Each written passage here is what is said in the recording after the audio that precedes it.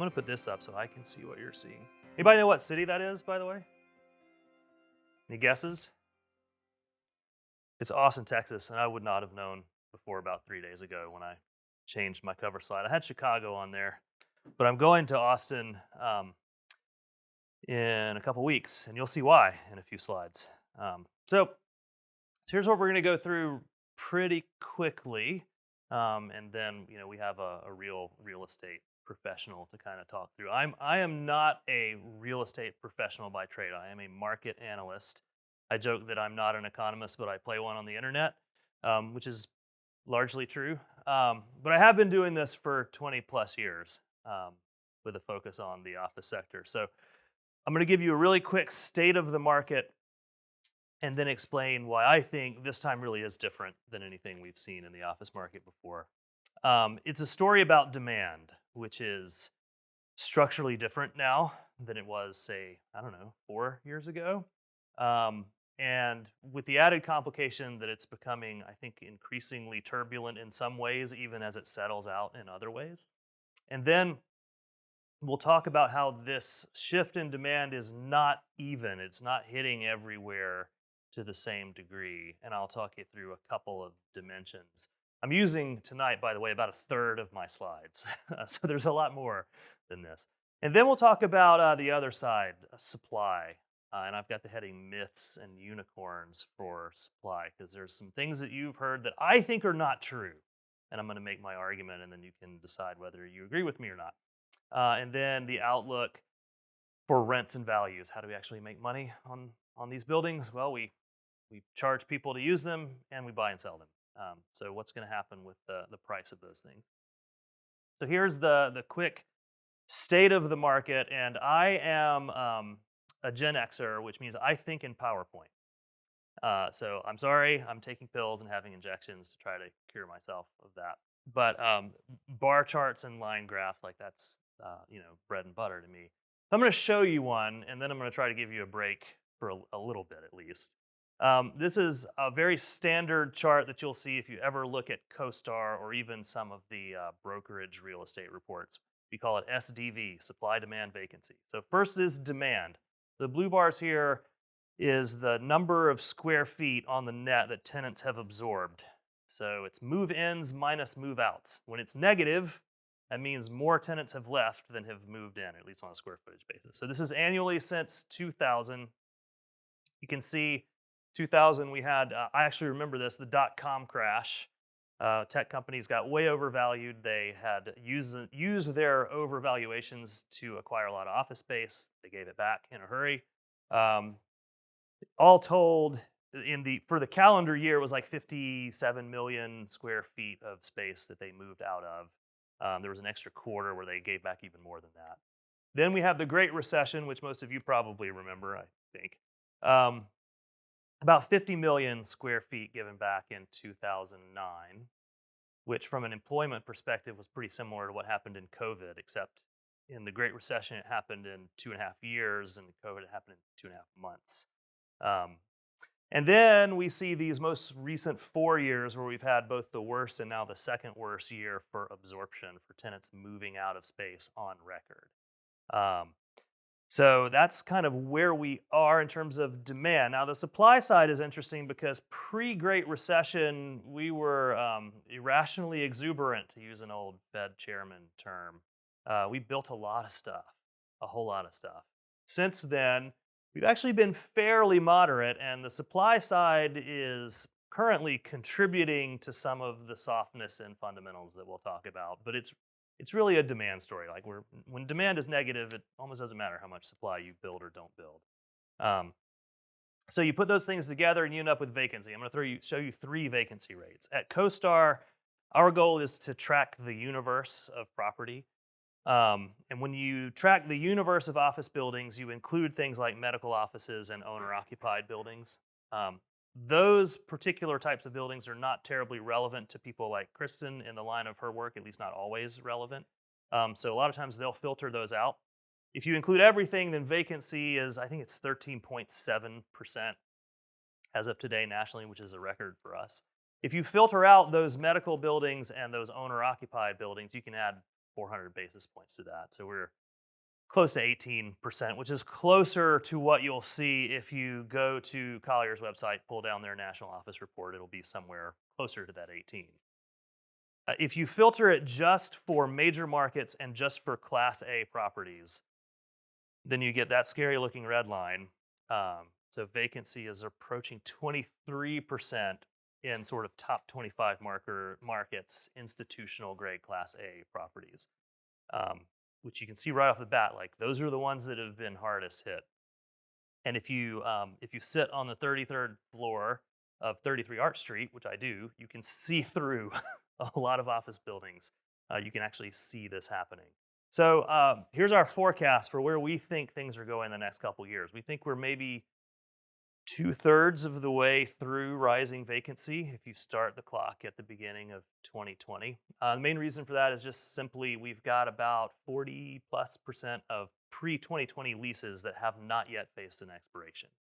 As those continue to churn, we think leasing behavior in the next 2 years is going to look a lot more like it did in 23 than it did in 2018. And if that happens, then you get more vacancy. You do see supply is moderating pretty quickly, so we'll get to that. So, okay, I told you, I think in bar charts, like I can eat that stuff up all day. There's more in here, sorry. But I thought, okay, well, Lisa, who brought me here, she's with CoStar, she has told me before, it's like, Phil, you need to have more and better visuals in your presentation. Okay, better visuals. So I did what any self-respecting person would do who was coming to present at a university. I asked DALL-E for help. So this is the first one that it came up with, and this is the prompt that I gave it. I want to see a depiction of the idea of this time is different. I think it took it maybe a little too literally. I don't know. I would have put maybe I tried to tell it that it was getting worse and not better. I would have put the worse on that side, but I do think this time is different, both in magnitude and in character from what we've seen before. And if you studied that previous chart, you may already know where I'm going with this. If you look at the .com crash cumulatively, I mentioned there was an extra quarter of negative absorption. So about 75 million square feet in I think it was 6 quarters around the year 2000. That's how much total space was given back by tenants. In the Great Recession, it was about 50. So far, it's 200 million square feet that tenants have given back, and we're 4 years into this. At least in another 3 weeks, we're 4 years into this. So it's different in magnitude. It's 3 to 4x what we've seen, and we're not done yet. We don't think we're done yet. It's also different in character, and I think the best way to explain that is the fundamental demand driver for office space forever has been employment. People who work in places where you do office work, right? So if in 2019 and 2020 we had just kept seeing employment growth at the same rate, it was a little south of 2% per year in the main office using sectors. If it just kept doing that, then we would expect today to have about 6% more office workers than we did then. Lo and behold, that's exactly what we have. We actually kind of overshot it. And then in like the tech sector, it's pulled back a little bit in the last year. But if we'd had that 6% growth, which we did, and if office occupancy had continued growing at its historical rate, well, it was growing at about half the rate of employment, which means they were still related, but we were actually using less space per worker, even pre-pandemic. So we would have expected a similar half rate of change increase in occupancy. Instead, we've gotten the same rate, but in the wrong direction. We've actually lost as much as we would have expected to gain. So that 200 million square feet is like 2.5% of inventory, or 2.5% of previous occupancy. In square footage terms, it's about the same size as the entire office market of San Francisco. And then if you account for what we should have had in absorption in positive occupancy change, then that plus what we've actually lost is 400+ million square feet. That's Los Angeles. which is the second largest by square footage, third largest market in the country.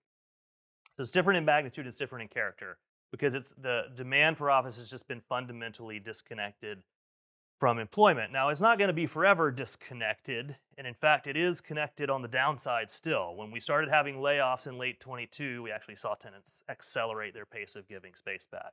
The thing is we just haven't seen employment grow fast enough to bring absorption positive, even when we were adding jobs like gangbusters in 2001. So I think this really is different. So let's dive into this demand. Here's another DAL-E image. I asked DAL-E, what does it look like if offices are only being attended at half the frequency that they were in 2019? If you look at this really closely, by the way, it's a little disturbing. These people look like zombies, or I think that's a hockey mask. I don't know. And I actually think this kind of overstates the activity, because there's a lot of stuff on some of these empty desks, but it did a pretty good job of showing, less than half of these desks are actually full. Pretty close to where we are and where we've been in terms of office attendance. I'm going to show you 5 different indicators, only one of which is really moving, that sort of triangulate where we are in office attendance. The first is public transit ridership. There's a wonderful site called APTA that aggregates all the publicly available transit ridership data, and then they have a model that they build to kind of estimate where they think it is. And they think it is about 80% or so of where it was on average in 2018, 2019. Of course, more than just office workers ride transit. So if you want to be more office specific, the Castle Systems Index, some of you may have heard of. Castle Systems is a building access control system. It's one of those things you badge into when you go to a building. And so they are measuring about half now, compared to February of 2020, of the number of people badging into buildings. The third one is Placer.ai. That is a mobility data provider. So they're tracking all of us with our cell phones and where we are. So they've created an index of about 800 office buildings, and they're showing 60 to 65% based on 2019, at least as of November. The fourth is my favorite, because I started as a survey researcher, so I have a soft spot for academic surveys. There's a professor named Nicholas Bloom. He works out of Stanford, and he's been studying remote work for a decade. And his moment has come. So his survey is showing that people are spending on average about 60% of their time in office versus at home. That's among office workers. And then the last line here is the Gallup organization does a similar survey among their clients, and they're low 50s. The main point of this is if you start, I don't know, here-ish, these things aren't moving. So if you go back to 2000, everybody was at home, and then people started slowly coming back, and then we had various fits and starts, and we've joked in our office about the 4th annual return to office after Labor Day movement. The last 2 of those haven't really produced much, just marginal increases in what we call attendance. Now there's patterns here. You can add 15% to this on Wednesday and subtract 15 or 20 on Friday. So there's definitely a midweek peak thing going on.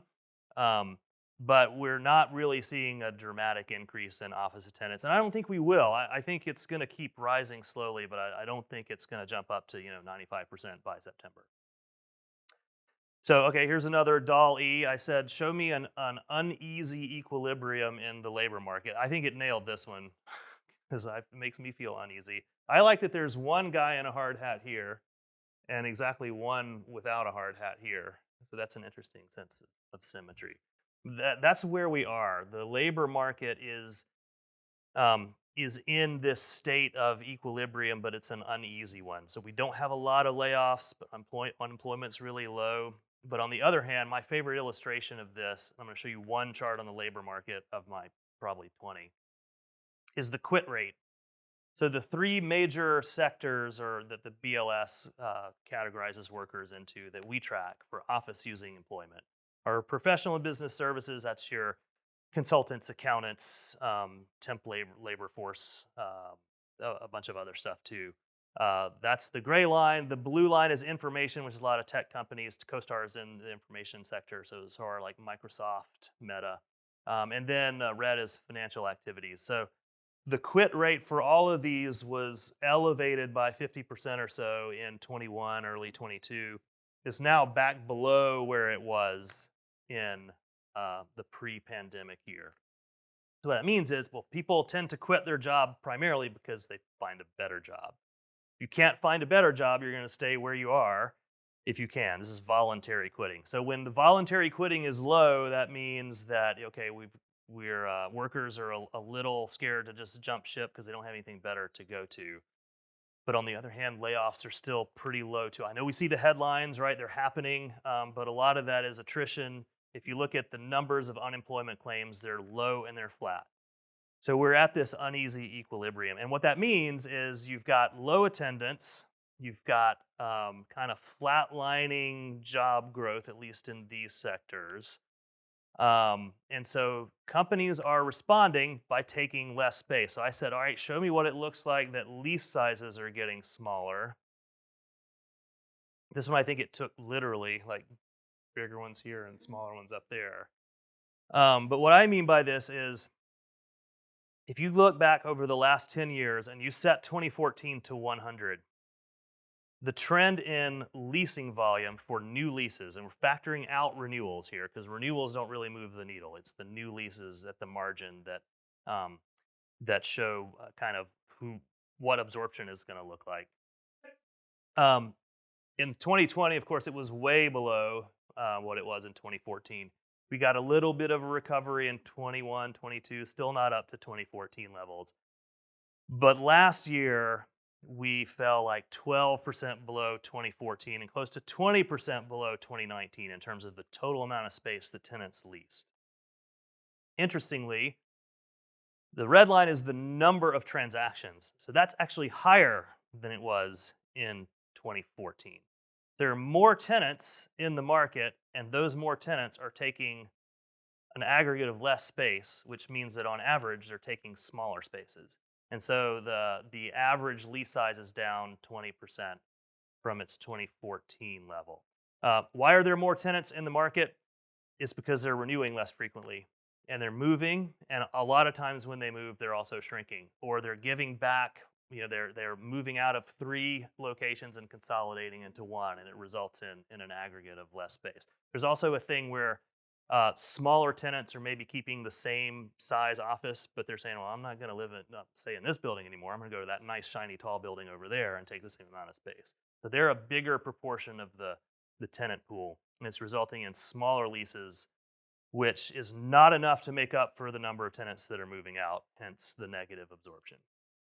So, as I said, this is not impacting evenly, right? And so there's a couple of things that are intuitive, and you've probably seen in the media, and I'm actually gonna, for this part of the presentation, I'm gonna support those with data. There's some truth in what you read. One is that central business districts, downtown areas are doing worse. So central business districts in the aggregate have lost 5% of inventory and occupancy in the last 4 years. Which is a little more than twice of other urban areas, and way more in proportional terms than suburban. Now, in square footage terms, the red and the yellow are about the same number of square feet, but the urban segment is about 25% of inventory. CBD is about 25%. Suburban office is about half of all office. So it's not like suburban's doing really well. They've lost 1% of inventory, which normally we would think of as catastrophic. But compared to 5% in downtown areas, they're holding up a little bit better. A lot of that is because they tend to be more locally focused tenants. There's a lot more owner occupancy in the suburbs, so there are reasons for that, aside from just people avoiding commuting. But that's a thing too. And that's illustrated if you look at the markets and who's lost the most space. So there's San Francisco. This is just in the last year. In the last 12 months, San Francisco has lost 5% of its office occupancy. The horizontal axis here is the percentage of the labor force that's in the information sector, which is a proxy for tech companies. So more tech orientation associated with more occupancy losses, whereas you have like Houston and Miami less exposure to the tech sector. Those are the only couple that actually have positive occupancy in the last year. All right, so that's where data supports the narrative that you may have heard. Now I'm going to speak damnable heresies about the flight to quality because I don't believe it exists. Or rather, I don't believe that's the right word for it. So here's Doll E's depiction of flight to quality. Okay, I get it. I'm concerned that this guy only has one eye, but I get it. I told it to be whimsical, and so it obeyed. I'm going to spend a little bit of time here because I want to drive home the point. But if there was what we would think of as a flight to quality, then what we would expect to see happening is that high quality buildings would be getting more leasing activity, at least as a relative share, than they were in 2019. And the way that we at CoStar measure quality is we do use class A, B, C, but more strictly we use a star rating system, 1, 2, 3, 4, 5. And we have you can go down and read this long document that explains kind of how we categorize buildings. But 5-star buildings are about 6% of office inventory. Those are your trophy buildings. 4-star is the next, call it 30% almost. And those are what I've started calling commodity class A buildings. I didn't invent that term, but I like it. And that's really that segment of buildings that's lost the most occupancy relatively. And then 3-star, 2-star, 3-star is kind of like your B and C plus, and then it goes on down from there. So in 2019, the 4 and 5-star, your class A to maybe B plus, accounted for almost half of leasing activity. Last year, it accounted for less than 45%. So not only is it not taking up more relatively of leasing activity, it's actually taking up relatively less. So in a sense, there's actually been a flight away from quality. A lot of that space is on the sublet market, by the way. Another illustration of this is we talked about shrinking lease sizes. So where those lease sizes have shrunk the most is in the highest quality buildings as measured by our star rating system. So they're 40% smaller at 5-star trophy buildings than they were in 2019. Now, part of that is just because they tend to be bigger buildings. They tend to attract the bigger name national tenants, right? Those are the tenants that have been trimming their footprints. So that's part of what's going on. And then finally, if you look at it from an absorption perspective, so what buildings are tenants actually moving into on the net? This is what I think is really happening. It's not a flight to quality, it's a flight to novelty. So regardless of star rating, if the building was built in the 80s, before the 80s, 90s, 2000s, 2010s, doesn't matter. Tenants on the net have been moving out of those buildings, at least to a small extent. But if it's new construction, it's built this decade since 2020, then again, regardless of its star rating, and over half of this stuff actually is the 3-star. You might think of new construction being kind of automatically Class A, but it's not really. Most of it, the majority of it's actually kind of Class B type property. That's still attracting demand. It's attracting lease up demand. It's not attracting it as fast as it did before 2020, but it's at least still positive. So, so flight to quality is really flight to novelty. That's my story. I'm sticking to it. It has implications, though, going forward, because typically we have had under construction somewhere around 2% of inventory, and we're way less than that now, and it's going to be even lower than that in the coming year. And what that has meant is that we've been somewhere around 2.5%, 3% of inventory that is in that 0 to 3-year-old category. That's going way down. We're going to hit a new historic low in the amount of new inventory as a percent of total stock in a couple of years. So I think we're going to have this weird situation where rents at new buildings are actually going to be stable and rising in a couple of years, while everywhere else they're falling, because that's where the market really is. That's the supply that's relevant. So what does this mean for rents and values generally? I'll go through this quickly. This is, again, I love me an index to 2014. So here's another one. This is office rents indexed to 2014. You can see they're basically flat um, since 2020. You guys know that consumer prices are 20% higher than they were entering 2020. So you see what the problem is, right? But before I show that directly, here's industrial rents over the same period. So um, they've been growing pretty fast. Retail has recently overtaken office in its growth since 2014. And then multifamily is doing what multifamily does. It's booming and busting. So rent growth now is flat-ish in multifamily nationally, but we had some pretty big run-ups in the last couple of years. So here's the dotted line, which is CPI inflation. So all the other commercial property types have, in the last 10 years, kept pace at least with inflation, but not offices. And that's before you even get into the fact that, maybe 5 years ago, if you signed a new lease, and Kristin can give you better insight into this than I can, but maybe you would get 10-year lease, maybe 5 months of free rent and $60 a square foot in a construction allowance. Well, now maybe you're getting 8, 9, 10 months of free rent and 75, $80 a square foot in a tenant construction allowance. So this is before you even account for what's really effectively going into the landlord's pocket. Um, so from a values perspective, I think we've got something really interesting going on. If you read just the headlines of big building sales, then you would think that their values are in free fall, and perhaps they are in San Francisco.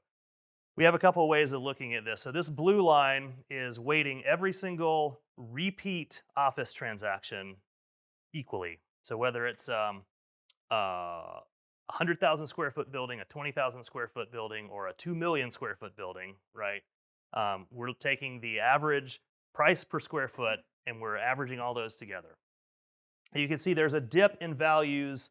I think that uptick is a little bit of a data artifact that's false, but maybe about a 10% decline from peak in that index if you weight every transaction equally. And that's pretty easily explainable when you see what's happened with interest rates. People can't borrow as much money and or at the same rates, and so the asset is necessarily worth less so that they can generate enough return to cover their expenses.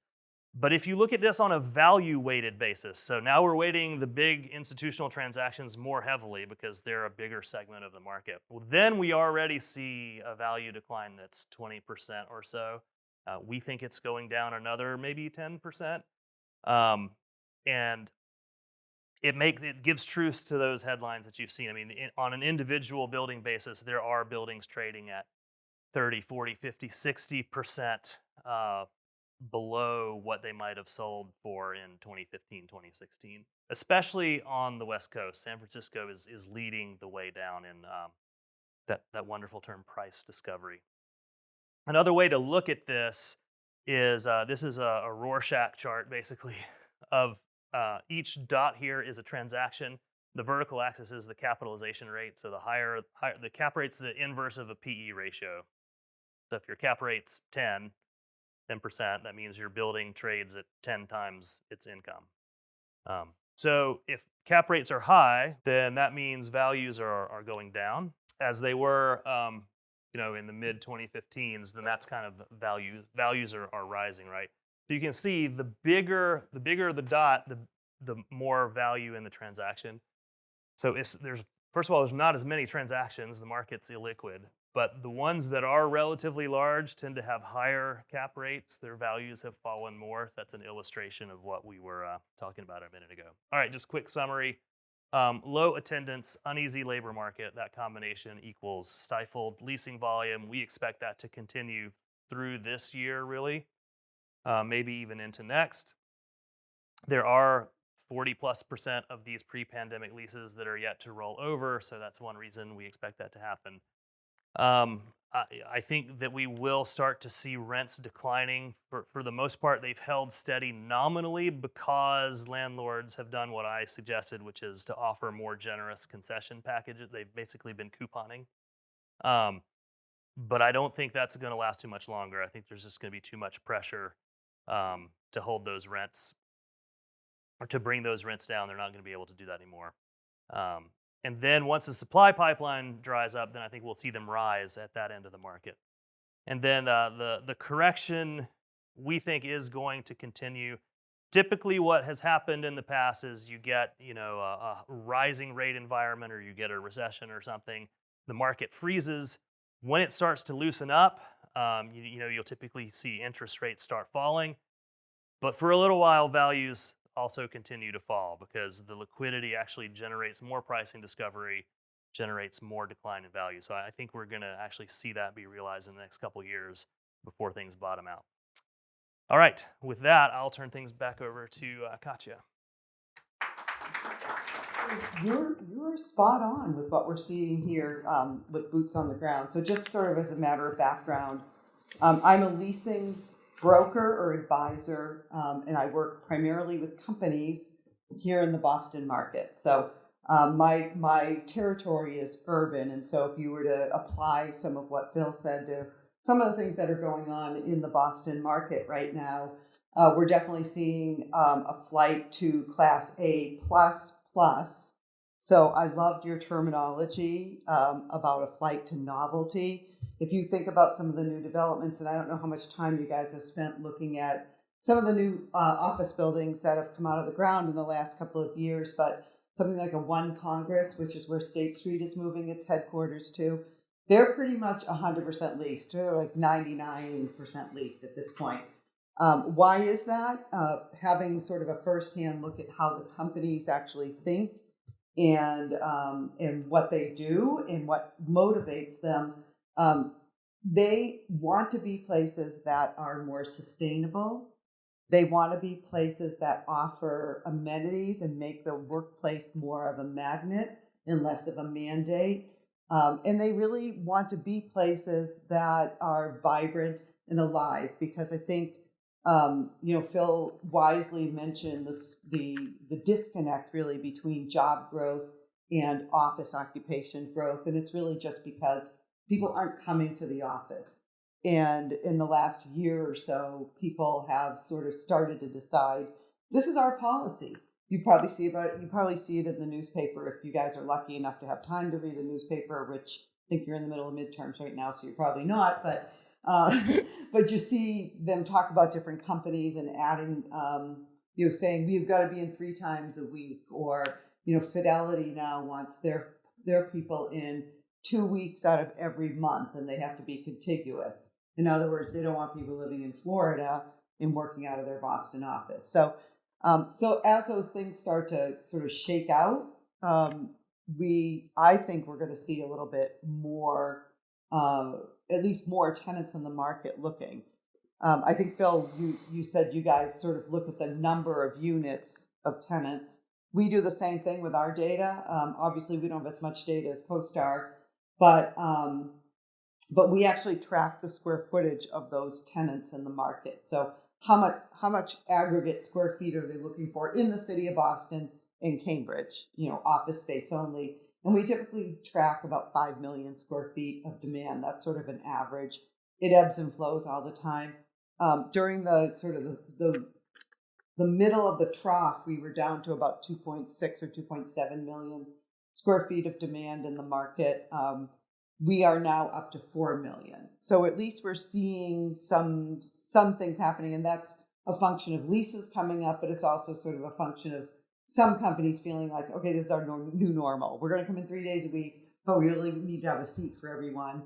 And like Phil said, a lot of them are looking at the A+ product because people say, I don't want to be someplace that the filters aren't changed X number of days, or I want to measure, like, what does that mean? And then, we've got other things in Boston happening, like Birdo and, compliance with sustainability standards and things like that. And the tenants are thinking about, that kind of thing. But a lot of them are saying, I need a little bit less space, so maybe I can afford, if our occupancy costs were X and we occupied X space in one of Phil's 4-star buildings, we may be able to use less space and be in a 5-star building and have doggy daycare, have a pub on the roof, have, all the other things that would make people want to come to the office. Long answer, short question. Sorry. Could you also touch on how those trends are impacting tenant improvement allowances and free rent in the Boston market? Yeah, exactly what Phil said. We're seeing we are seeing rents in Class A, so the 4-star and 5-star buildings are relatively flat with a huge spread in what those rents mean. So, a 5-star building we're seeing $100 a square foot. A 4-star building we're seeing an average in the probably high 60s, and so tenant improvement allowances are something that landlords can use to keep their coupon flat, because if they've got debt that's coming up or they've marking their buildings to market and things like that, they want to make sure that the rents look a certain way. So they'll say, if you pay us X, we'll give you free rent, or we'll give you bigger TI, tenant improvement allowances.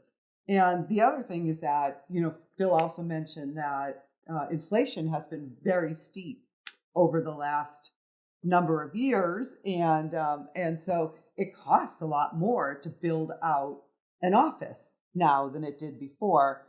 And tenants are very risk averse after having such a shock to the way that they did their business. You said that the vacancy for Class A office in major markets is approaching 23%. How is that comparing to non-major markets in the U.S.? It's much smaller in non-major market. One of the I think I need this right. Yeah. One of the things that's just sort of structurally true is we tend to build in major markets and not really so much in secondary ones. I don't know when the last time a speculative office in St. Louis got built. I'm going to get a call tomorrow that it was, last year. But typically, when construction happens in secondary and tertiary markets, it's either there's an owner occupancy component or a build to suit component, or it's heavily pre-leased, so you don't have a lot of this speculative supply that comes online empty like you do in major markets. The game is just different. It's even from an investment strategy game, it's perspective. It's the game is you build and then you attract tenants and you make a bigger return that way.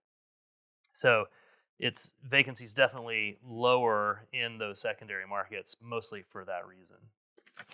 I think also there's a kind of a lead lag factor too with supply that I think you may have mentioned, but especially here in Boston, it could take you 6, 7, 8, 10 years to build a building.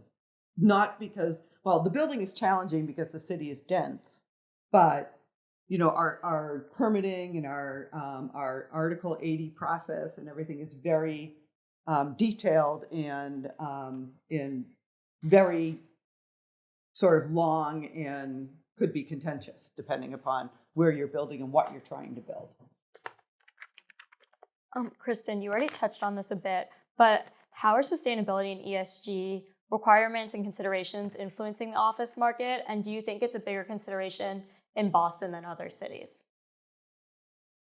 I think it's a major market thing, and I think it's a major tenant thing. It used to be that, a company like, we'll say like Blue Cross, they would always focus on things like sustainability and all that because it was sort of part of their core values.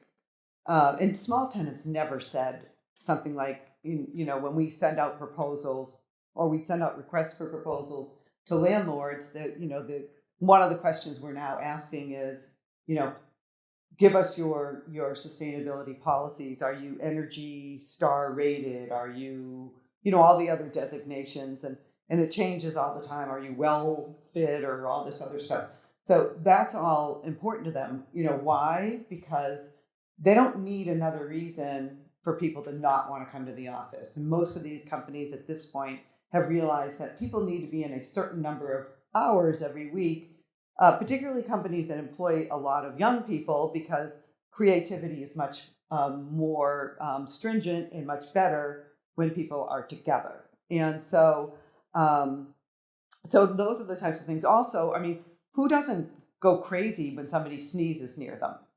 Or somebody coughs and doesn't cough into their elbow. Doesn't that make you crazy? That's because we all have a little bit of PTSD from our days in our houses, stuck in our houses and thinking, oh my God, don't sneeze on me. I don't want COVID. So, obviously sustainability is all linked to all of that too, with air quality and things like that. Thank you. I'd love to open it up to audience now for questions if anybody has any. Do you foresee with recent grads, the requirement of recent grads being in the office? Do you think that that will increase people going into the office more? Or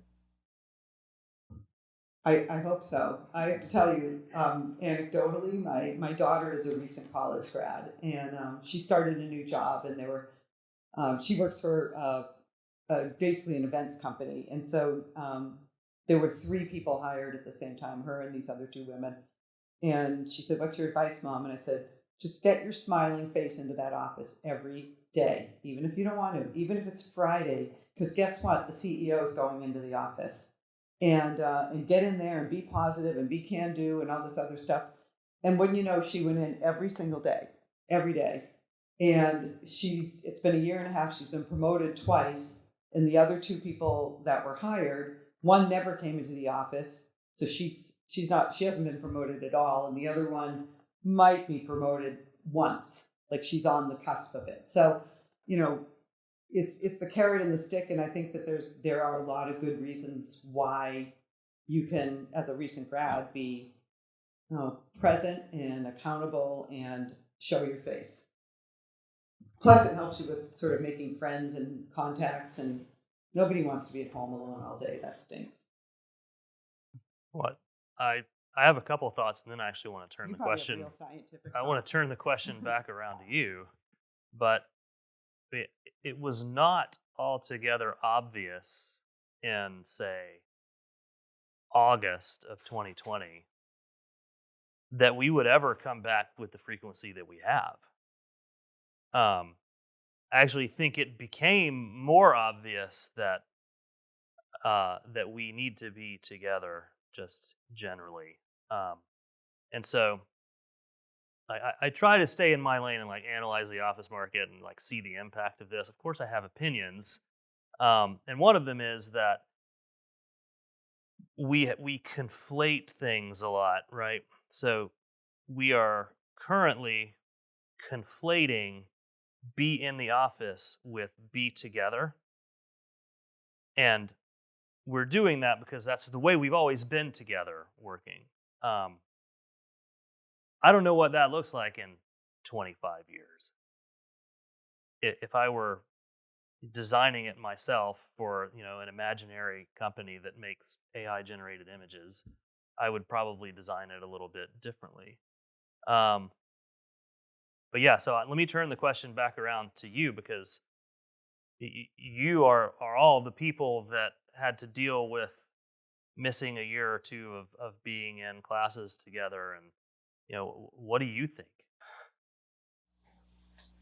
from my experience, a lot of people, no one's in the offices on Fridays. I know Kristin said CEO's always in, and that's always good. But I remember my only professional experience in the banking industry, no one came in on Fridays, so I'd work from home. But I can definitely see how it would affect recent grads learning on a day-to-day basis and getting more exposure to the industry. Yes. Oh, okay. I mean, given your use of AI today, I guess you're pretty familiar with the concept. Do you see it playing like a substantial role influencing the office market in the future, or like do you think it holds any weight? So this is one of those debates about is have we seen this before, or is it different this time? Broadly speaking, Excel and accounting, QuickBooks, have created way more accounting jobs than we ever have before, which was not obvious that would happen. So technology has tended to certainly disrupt, but ultimately result in more employment. Will that happen again? And if it does that mean we're all just going to be DoorDash drivers, and that's the way more jobs get created. But maybe it's Oil Dash, and we're like bringing equipment to the machines that are running everything because they're self-ordering. So I asked our economics forecasting provider, which is Oxford. That's who we use to inform our econometric model. I asked them for their opinion on this because they're actually forecasting pretty low employment growth, like long term, less than half of what we've seen in the last 20 years for a decade plus. And I said, is AI part of this? And they actually said no, that it's demographics. It's, immigration and demographics are behind it. So their take, and I mostly agree, is that we're going to end up in this situation where there's slow employment growth in sort of the knowledge work class. But that doesn't mean the market softens. It's just you can't hire people that aren't there. AI could disrupt that. I think Google kind of rather famously has made a pretty big misstep with theirs, but ChatGPT 4 is amazing. It's really incredible, and I've been tempted to have it write my office report for. I'm kidding. If it was plugged into our data, which it's certainly not in any kind of public-facing way, I think with a little work, it could do something passable, and it wouldn't catch every nuance, but it would be a pretty good starting point and save a lot of people a lot of time. So I definitely feel like there's risk. It's just, what is that risk relative to what we've actually observed in the past, which is that technology generates more employment? I don't know. Yeah. In our class, we just did a project where we looked at residential and commercial policies around the world in different cities. And in Berlin, they were also experiencing similar problems with office vacancies. And in order to combat it, they used a strategy where they did like a lot of short-term leases, so the leases were only a couple months. Do you think that would be a helpful policy in Boston? I'm going to let you take that first because I have thoughts. Oh, well, I'm curious about your thoughts. It's a really good question. It's really good. I would say if the demand is there, it's there. If it's not, it's not. And so, and I think, certain landlords in the city, in Boston, are doing these, what they call flex work environments, or Boston Properties has flex. Tishman Speyer has this thing called Studio, where they have, it's a little bit more of an upgrade from WeWork. Basically, people have their spaces or they're like pre-built suites that you can come in and stay for, a year or two. And they've been very successful. All of those concepts have been the shorter terms, but I don't know who could finance that. And if and it costs a lot of money to build a suite. So, you would have to have a landlord like Boston Properties or Tishman Speyer or, some of the others that really sort of dominate the Class A markets in order to do that. And they do it because they want to bring their clients in that way.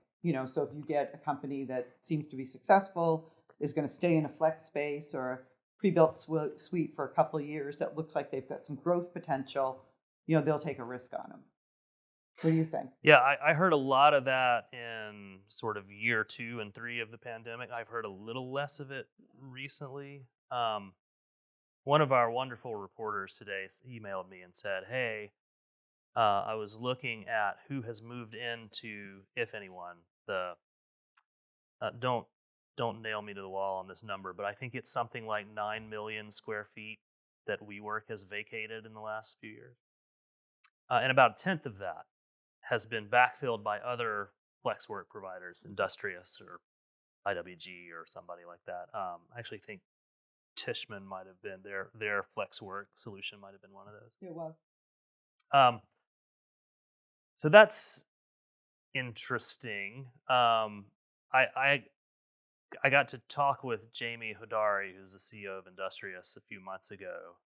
And boy, that was a great conversation because he was telling me that if they could, they would actually put locations in places that literally have no office buildings.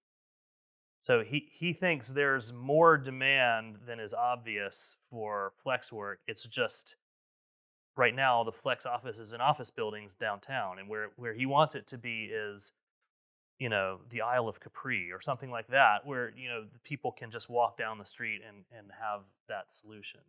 So that's an interesting thought. I think the one card that landlords have had so far, and we've been talking about this preference for premium space for new space, the TI allowances that let them build that space out.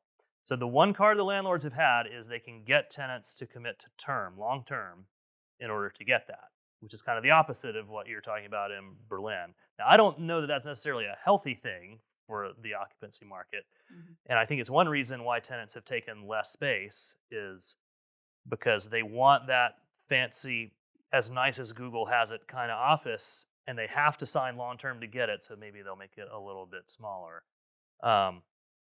But that to me illustrates the fundamental challenge here, which is this lease model. So if we could acquire office space the way we acquire hotels,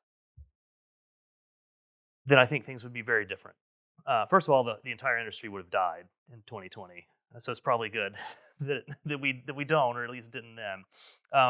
But what if you as a company had a floor of an office building on Mondays, Tuesdays, and Thursdays, and an entirely different company had it on Wednesdays and Fridays, right?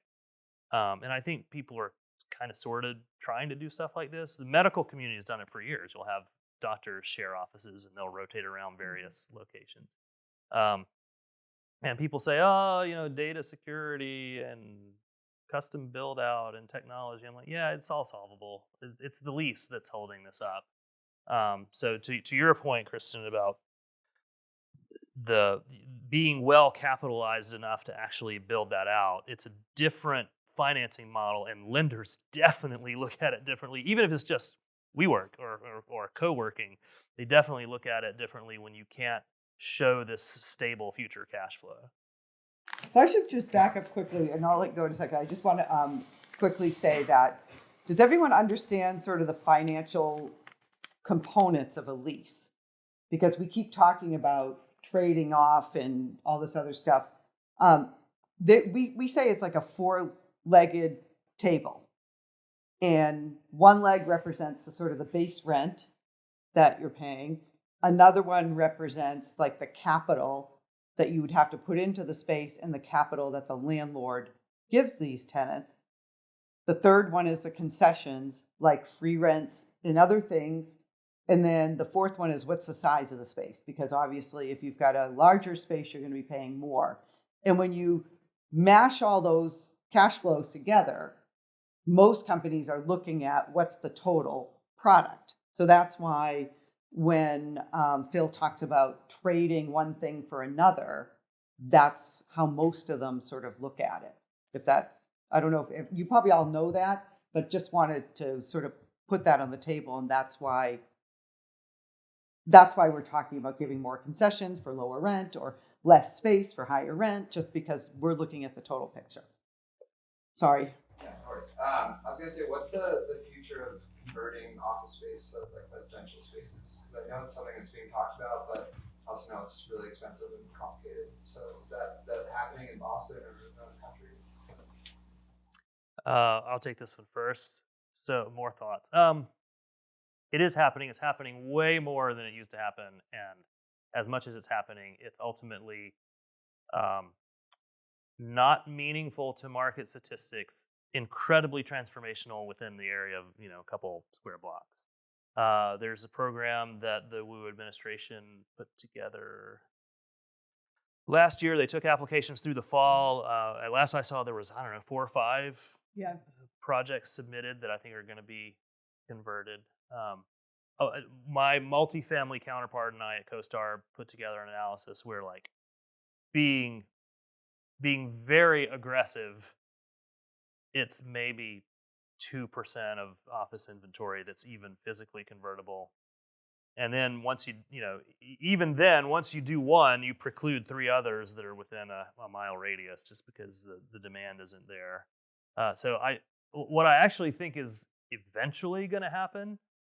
I shouldn't even say it in these terms, but I'm going to anyway. Why not? I think we're going to see more buildings acquired by municipalities and demolished than converted. It's going to take a while, but this is ultimately a municipal problem. And it's like the blighted mall thing, but a blighted mall in the suburbs is one thing. A blighted square block in the middle of a major urban area that's trying to attract tourists and workers and keep people safe, that's another thing. And so I think eventually the financial incentives will align for these buildings to just get knocked down. Yeah, and that's what we saw sadly after 9/11 in downtown in New York. We did see conversions though to life science in in the middle of the pandemic when the whole world is falling down. Boston's life science market, the biotech, was on fire. And literally, I mean, they went from demand stats of like 1 or 2 million a year of square feet to like 7 or 8 million square feet. There were plans to double the volume and like the product that we have in the state of Massachusetts over like literally double it over like 5 years. It's close to that because it's It is, somewhere yeah. 45 or 50 now, and it was 35 years ago. And we saw buildings taken out of supply, at least in Boston CBD, that you never would have thought would be lab buildings in your wildest dreams. So we did see that. That market has also flattened out a little bit and really corrected itself. So, it remains to be seen how some of those buildings are going to do. Some of them are leased at $100 a square foot and they're doing okay. And others are, not in great shape and maybe in the middle of some type of a renovation and disruptive for the office tenants. And it's tough. At least there, though, I think there is a long-term demand story that has some degree of certainty to it. I think the general traditional office demand story long-term is still very uncertain. How do you see in Boston that the Bordeaux guidelines are going to affect our leasing velocity over time? I think we'll only see it impact it if there's a significant premium on the rent as a result of Bordeaux. I think a lot more buildings comply than we thought. And I think is it by March of 25 that they have to submit their documentation? Yeah, I don't know. Yeah, I think it's coming up. But I think it's only if you start to see significance. And it's from our perspective, and we work with tenants. So one of the things we look for is some compensation or some protection against any major increase in operating expenses that would be passed back to the tenants if it was a result of Bordeaux. So we have pretty much anybody we're speaking with right now or working with right now, that comes into consideration. But considering that a lot of the landlords have already it's already built, for compliance, after beyond 2025, 2030, 2040, when the fines start to come in, do you see that as at this time, maybe not yet, impacting leasing activity, or it's not really affecting it as of yet? I mean, specific to those assets that aren't in compliance at that time and are going to start incurring fines, it will probably impact their leasing, if that makes sense. Because nobody's going to say, oh, in this building, this Class B building, and here in Boston, by the way, Class A vacancy rate is 14% we're tracking, and that includes the A pluses, and Class B is like 28% right now. So if those buildings are, don't have amenities, don't have, things that you can put your arms around, and on top of that, there's a premium, for the Bordeaux factor, you would probably see those assets, really just people leaving those and moving to other places or other buildings. Yeah. You showed on the slides that the demand for Class A novelty buildings is much higher. So what impact does that have on developers and developers of different asset classes? Well, you go ahead. Well, yeah, I mean, the development story is essentially about financing right now. I think there are, not everywhere, but I think there are developers who would be willing to take the risk if they had lower interest rates and more certainty about their financing costs. Um, I'm not sure how wise those risks would be, but I think they'd be willing to take them because they do know that they can basically steal market share, and make that vacancy someone else's problem. Um, one of the terms I've used is negative sum game. It's worse than a zero sum game. That's what's going on. Um, so I think as soon as, if we do see rate cuts second half of the year in some meaningful way, if what was the 10-year like? Is it 4.3 again? It's gone back up 30, 40 basis points in the last couple of months. If that comes down to 3.5, and there's some stability in the financing environment, for well-capitalized developers, I think the lenders are going to be scared even then. But if you're a REIT or something and you're well capitalized, or if you're a private developer who's willing to put a lot of skin in the game, I think we will see construction pick up. But it's going to take a while, though. I agree. Are there any cities around the world that have decreasing office vacancy rates, or like low rates in general? And like a follow-up to that would be like what they do different from Boston. Yeah, you can hardly find office space in Paris, and we know because we've looked. I haven't personally. Yeah. Unfortunately, they didn't send me over there to do that. They should. So to tie this to kind of the return to office story, like in general, and this is very, very broad brush, but in general, it's like Asia is very close to what it was pre-pandemic. And then on the other extreme, you've got like the US and Canada.